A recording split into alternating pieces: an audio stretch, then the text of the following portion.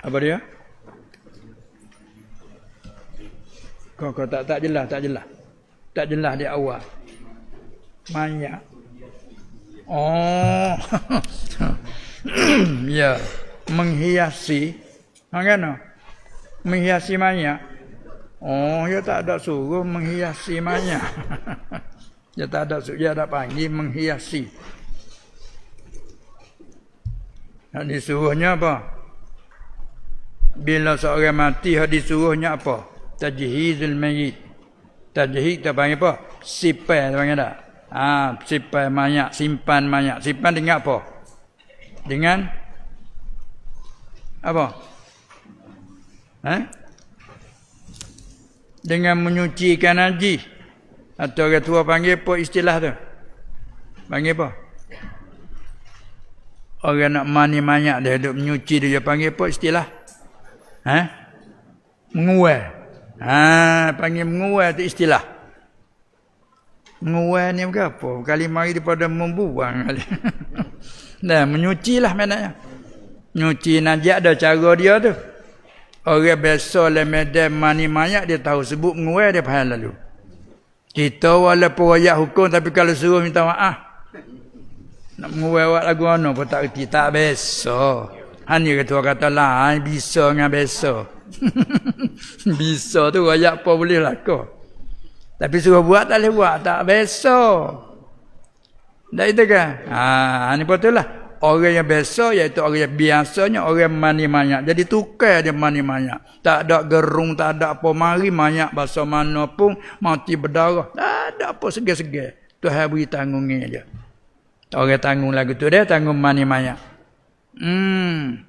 Bila tu dia ada menguai. Nah, baik najis. Dubur, kubur, dia cara habis. Apa sudah tu mandi kan? Mandi air betul, air berdarah tak ada. Tu nak menghilangkan bau tu. Lepas tu dia bila kata sudah kata rekah ceritanya bila nak kapal dia. Saya ubah apa?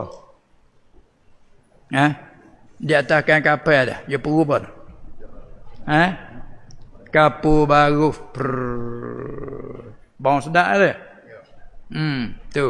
Lepas tu kalau mayat perempuan dijadikan khimar kain tudung. Boleh. Apa tu juga buat bentuk baju ke lapis pertama tu sepasai baju dengan pakaian.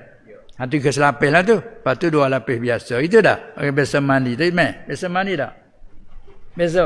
Tapi memang tahu. Lepas tu duk buat air bau tak? Bubuh. Tu. Bubuh air bau kita panggil menghias. Menghias ni berjangak. Jangak mana? Buh serubah. Tali leher pun tak? Tak ada pecah habis tu. Bahkan kalau kita tanang hak tu nya, kalau mananya kalau tanang hak tu wajib gali kena ambil. Wajib gali tu.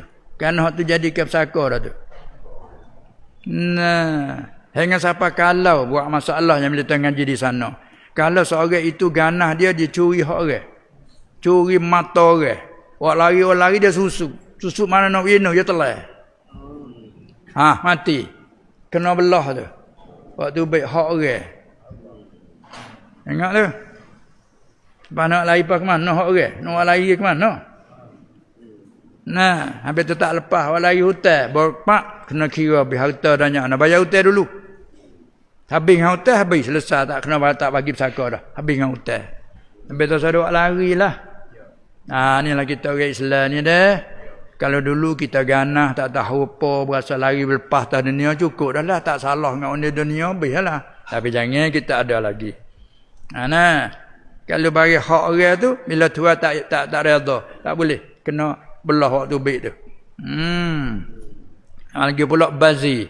Kali tu kanak ke hiyah dengan mana bubuh bau tak apalah tu. Tapi kalau hiyah muraknya tak ni, bedak ke muka. Tak bedak siapa lagi. Bercicing tak boleh. Tu kata tadi tu kena cabut. Gelar-gelar. Anak kita berjangak mana? Dia jangan dengan hak lain. Wa hurun ain. Di sana kan. Muda. Tu. Nah, jangak berganda-ganda. Cicing tak terpakai ni Allah. Jangan itu bazir dia, bazir tu. Apa lagi cicimah ada harga tu kan? Bila jadikan pesaka tak boleh. Tu. Ya besar pun tak boleh menyentuh. Tak apa tu.